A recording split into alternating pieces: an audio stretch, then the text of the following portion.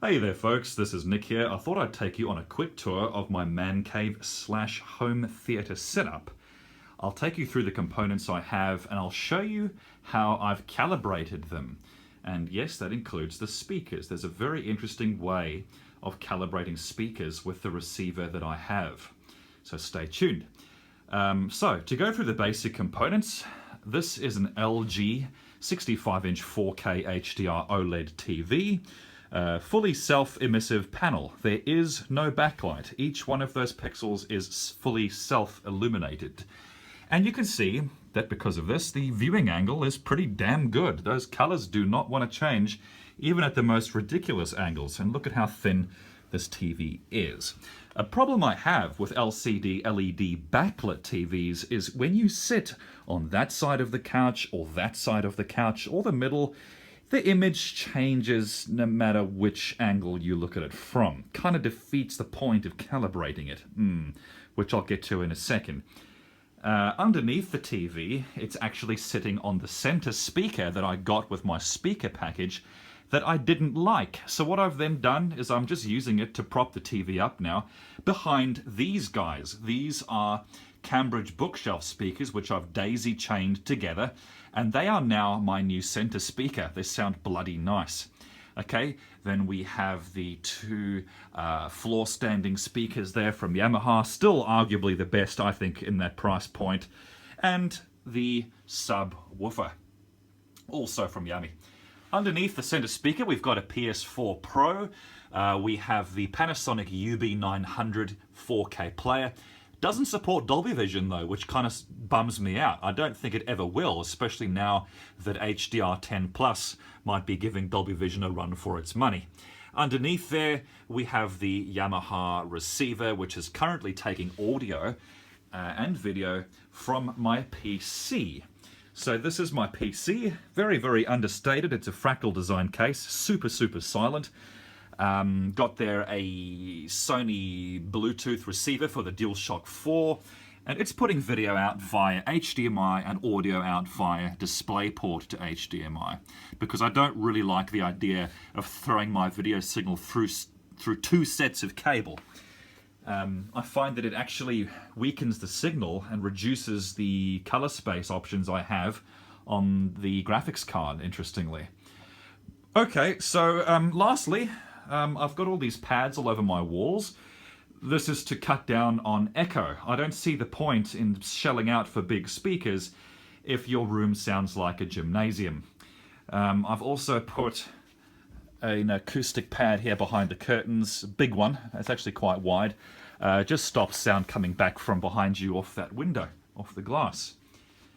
Definitely worthwhile.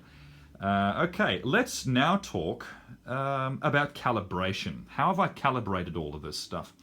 So, let me grab the remote for the E7. I'm going to hold down the settings button.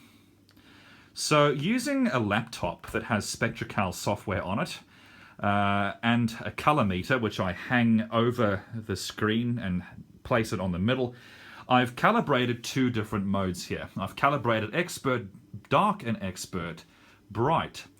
Expert Dark I feel is more accurate, and the values I've arrived at through calibration: OLED 50, contrast 80 so that we don't clip whites, brightness 52 so that we don't crush blacks or push them, no sharpening, I think it's unnecessary, color neutral 50.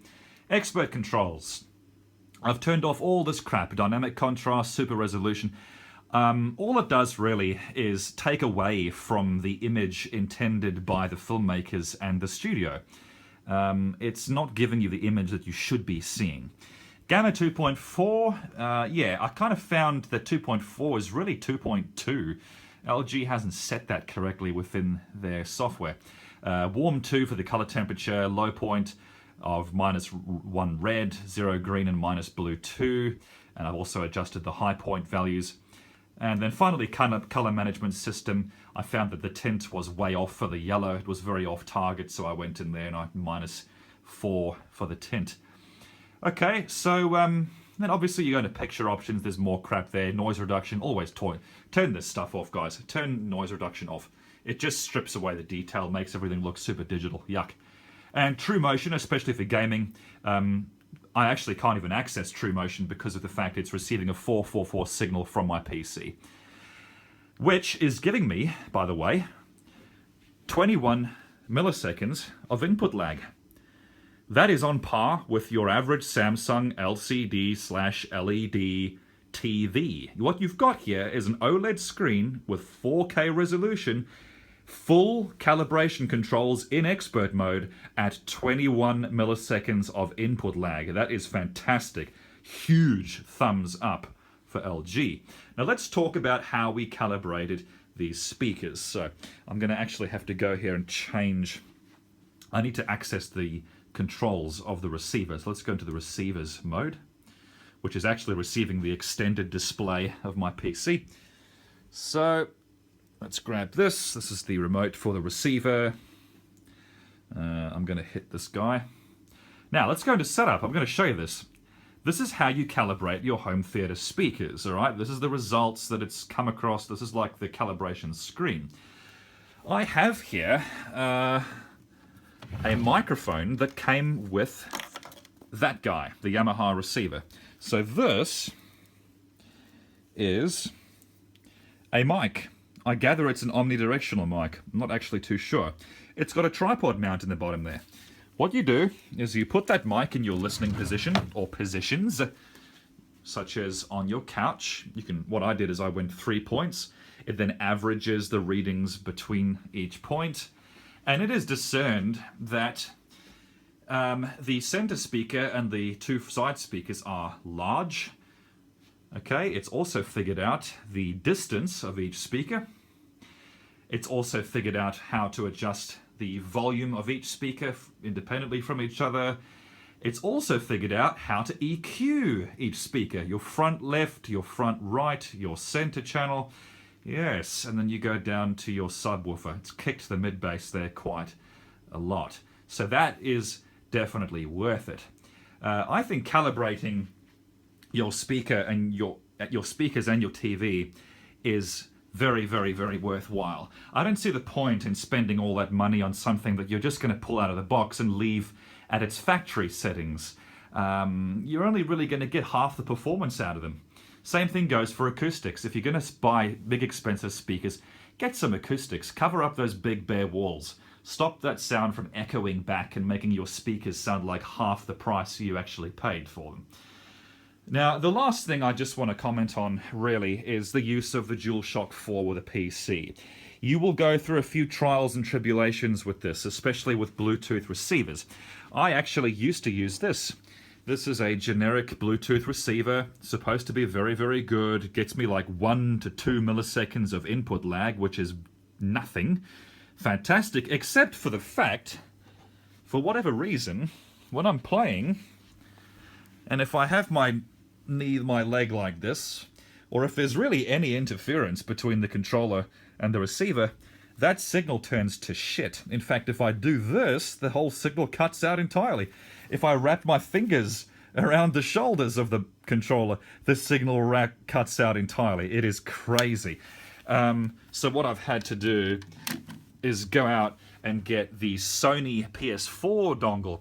Now you've got more like 8 milliseconds of input lag according to DS4 Windows, which isn't as desirable, but it's rock solid. So between these two dongles, there seems to be either a very different kind of driver for Windows 10 or just very different hardware. Don't know. Oh, and by the way, just for cosmetics, there's my Edward Kenway's pistol from Black Flag, real wood and metal. That's my trophy for myself because I finished the game to 99%. You have to. You got to get into the world. So there you go, folks. I hope that's been interesting. I hope it's educated. I hope it's inspired. I hope it's given you some ideas. I think sound is every bit as important as picture.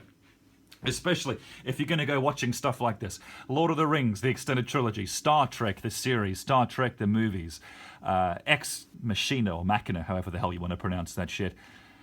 Sound is like 50% of your entertainment, seriously. So get yourself sorted out. One day, when I have a bigger room and I have more money, I'll put some surround speakers behind the couch when I have more space back there in a bigger house, maybe one day. That'll be really cool. Thanks for tuning in, folks. Hope it's been interesting. Hope it's been educational. Ciao for now.